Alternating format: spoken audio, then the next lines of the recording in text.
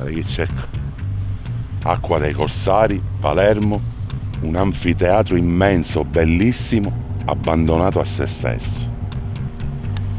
Quando si dice proprio i così tatammari. Scusa, potresti girare dall'altra parte perché stiamo imbrattando il muro. Mi chiamo Claudio Concilia, risolvo problemi. Dimmi una cosa, hai detto stiamo, quindi non sei da solo. No, sono con la mia amico Salvo, però tutti chiamano Mafaida.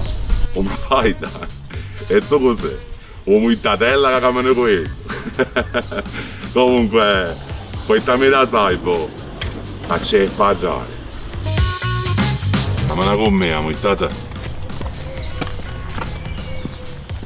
Oh! Muffoleatta! Mafaida! Ti scancio sempre. Infatti ogni volta mia moglie ci arresta male per mettere con si ma fai. Giustamente. Oh!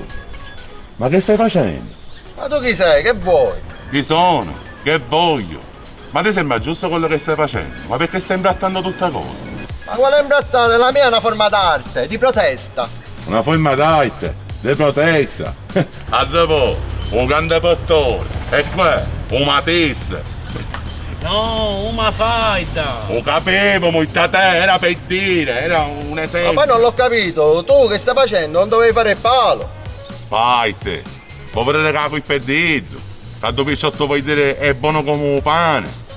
Un pane è iddo, Mafaida! Minchia sangue mio, ma tu sei proprio coccio, è una similitudine, per poi dare un esempio. Ma poi guarda questo muro quanto è brutto, io lo sto soltanto imbellendo. Imbellendo. Allora fammi capire, se a te a casa Sellariozzo, perché Sellariozzo? Se io ti disegniamo ma non te la faccio significa che ti sto abbellendo. No, ma veramente... Ma veramente che? La tua è una forma d'arte, la mia è una forma in quanta. Che? Comunque adesso voi due restate qua e ripulite questo muro, perché vandalizzare non è affatto corretto. Io sto tornando. Ma dove vai? O pane fece. Che chi solo mi fecero ora per un patetto. Amici, ricordate, noi non siamo i proprietari del mondo, ne siamo solamente i custodi per le generazioni che verranno. Quindi rispettatelo. Sempre però.